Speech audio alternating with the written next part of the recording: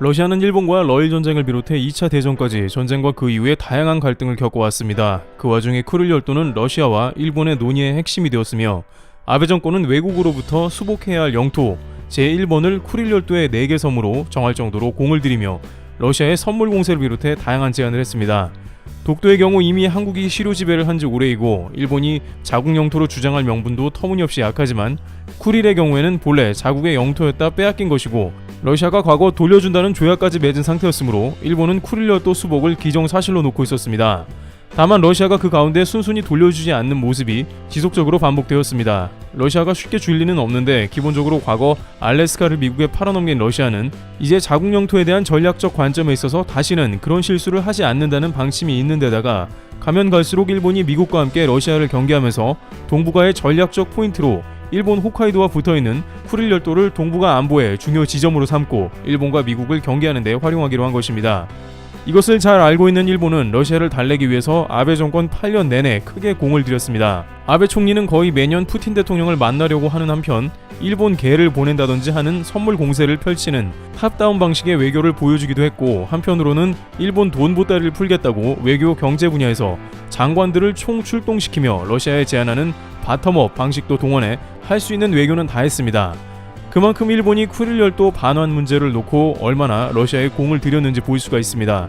푸틴 대통령도 계속되는 미국의 경제 제재로 인해 잃어버린 7년이라는 말이 있을 정도로 러시아의 경제가 파탄에 이를 지경에 오기도 했으므로 이러한 일본의 제안에 나름 솔깃한 면도 있었던 것은 사실입니다.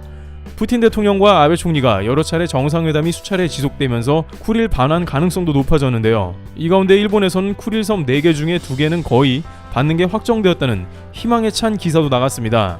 그런데 뜻밖의 러시아는 내부적으로 푸틴 대통령 지지율이 역대 최저로 급락하는 위기를 맞게 됩니다. 러시아의 복지연금 수령 나이를 60세에서 65세로 연장하면서 러시아 국민들의 반발을 일으킨 것입니다.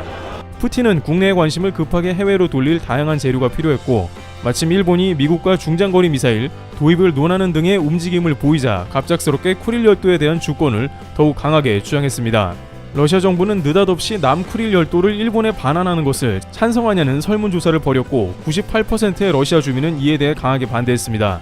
그러면서 푸틴은 2021년 초에 러시아 국영 TV에 출연해 일본에 대한 멘트를 했는데요. 그는 일본과 관계를 발전시키고 싶고 앞으로도 그럴 것이지만 러시아 헌법에 모순되는 일은 어떤 것도 하지 않을 것이라고 밝힌 것입니다. NHK와 교도통신을 비롯한 일본 언론은 이 말을 쿠릴을 결코 일본에 주지 않을 것이라고 해석했습니다. 러시아 헌법에는 자국 영토를 타국에 넘겨주지 않는다는 것이 명시되었고 일본은 이제 희망이 없다는 것입니다.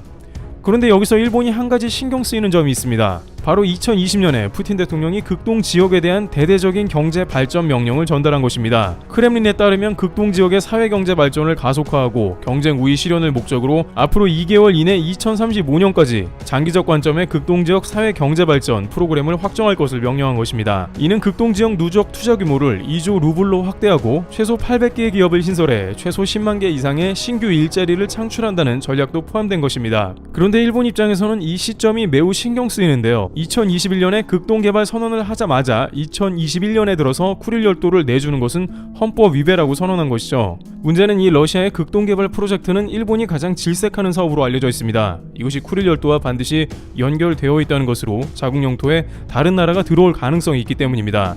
불과 10년 전에 러시아는 한국과 관련 프로젝트를 매우 구체적으로 논한 것으로 전해지고 있습니다. 2011년 당시 한국 러시아 정부 간 경제통상협력위원회 공동의장을 맡았던 빅토르 바사르긴 러시아 지역개발부 장관은 러시아 쿠릴 열도 개발 프로젝트에 한국 투자자들의 참여를 제안했으며 답변을 기다린다고 말했습니다. 그는 쿠릴 열도에는 수산물 가공, 어업 인프라, 에너지, 관광 등 합작 투자 측면에서 전망이 있는 분야가 많다면서 러시아 정부가 이를 중점적으로 추진하고 있다고 전했습니다. 러시아는 당시 일본과 영토 분쟁 대상인 쿠릴 열도에 대한 영유권을 확고히 하고 낙후한 이 지역을 개발하기 위해 2015년까지 지속되는 사회경제 발전 프로그램을 추진했습니다.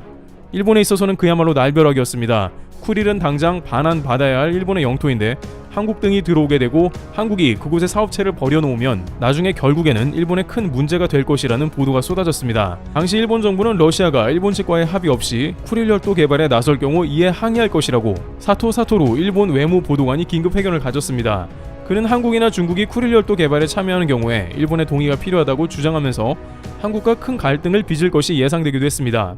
사토 보도관은 일본의 동의 없이 북방 영토에서 이루어지는 모든 활동은 일본의 입장에 배치된다며 이는 중국이나 한국에 가능한 투자에도 해당하며 우리는 그러한 투자를 받아들일 수 없다고 강조했습니다. 일본은 도저히 한국의 쿠릴 입성을 용납할 수 없었습니다. 하지만 당시만 해도 러시아는 일본이 거세게 항의하자 일단은 관련 프로젝트를 연기한 것으로 보입니다. 또한 아베 총리는 2018년에 푸틴을 만나서 일본과 러시아가 공동으로 쿠릴을 개발하자고 제안하면서 굳이 쿠릴 열도를 개발한다면 한국이 아니고 일본이어야 하지 않냐는 의견을 전개했습니다. 앞서 거론되었듯이 당시만 해도 푸틴의 지지율도 괜찮았고 러시아도 외자 유치가 필요한 상황이었기 때문에 이러한 러시아, 일본 쿠릴 공동 개발안은 성사되는 듯 했고 양국 외교장관의 회담도 활발하게 전개되었습니다. 따라서 한국에서도 이제는 쿠릴 열도 개발은 물 건너간 게 아닌가 하는 의견도 나올 만한 상황이었습니다. 그런데 뜻밖의 몇 년 사이에 한국에서 다시 한번 극동과 쿠릴 개발을 재개할 수 있다는 소식이 들려온 것이죠. 러시아는 국내 문제를 비롯해서 동북아에서 미국과의 갈등이 깊어지게 되었으며 이제는 아예 러시아의 방공장비인 S-400을 쿠릴에 배치함으로 해서 확고한 의지를 밝힌 상황입니다. 그 가운데 러시아는 극동지방 개발 명령을 2020년에 크렘린 궁전에서 내렸으며 이제 곧 관련 사안에 대해 다시 한번 외자 유치 등 활발한 투자자를 끌어모을 것으로 기대되는 국면으로 판단되고 있습니다. 그런데 때마침 연해주를 비롯한 극동 지역에서 가장 활발한 투자와 성과를 보이는 국가가 바로 한국인 것입니다. 안 그래도 러시아는 10년 전부터 극동지방에 투자를 전개해온 한국을 연해주를 비롯한 쿠릴 열도 등 투자에 가장 적합한 국가로 판단하고 있었습니다. 그런데 최근 들어 해당 지역에서는 러시아와 더욱더 다양한 협력을 펼쳐나가면서 그 가능성이 높아졌고 실제 한국과 러시아 정부는 개발을 확대하고 있습니다. 무역협회는 한국과 러시아가 러시아 극동 연해주 지역에 한국 기업들을 위한 산업단지를 조성해 운영한다고 했습니다. 이것이 2019년이고 당시 한국의 많은 기업들은 산업단지 입주를 희망하는 등 협력사업이 전개되고 있었습니다. 무역협회는 러시아 극동지방인 블라디보스톡을 중심으로 한국 관련한 상품이 크게 인기를 모은다고 전하고 있습니다. 특히 한국의 음식은 러시아에서 가장 인기이며 K-뷰티를 비롯한 상품군도 최상위권을 차지합니다. 러시아 정부도 이러한 한국 기업들의 투자를 적극 지원하기로 수차례 한국 코트라 등과 협의를 가졌습니다. 또한 이런 소비재는 물론이고 극동 러시아를 기점으로 에너지, 토목건설, 화학 프로젝트 등 인프라 관련한 전반적인 프로젝트를 추진하기로 협의했습니다. 또한 러시아의 농업 분야의 투자를 가속화하는 등 러시아의 새로운 성장 동력을 극동 지방을 비롯해 쿠릴 열도까지 개발하겠다는 의욕도 보인 바 있습니다. 당연히 러시아 입장에서는 이 가운데 2035년까지의 극동 개발에 있어 한국을 적극 러브콜할 것입니다. 물론 외교적인 난관이 다시 한번 일본과 발생할 가능성이 높다는 의견이 제기되고 있습니다만 러시아는 장관부터 아무 상관없다는 입장을 보이고 있어 쿠릴 개발이 시작되는 것은 어렵지 않다는 의견이 나옵니다. 쿠릴 땅에서 한국의 일정 부분 지분을 갖게 되는 것이 멀지 않다는 의미가 되는 셈입니다. 2035년까지 극동을 개발한다는 러시아가 과연 한국을 다시 쿠릴에 초대할지 관심이 모아지고 있습니다. 트리블 튜브 여기서 마치겠습니다. 감사합니다.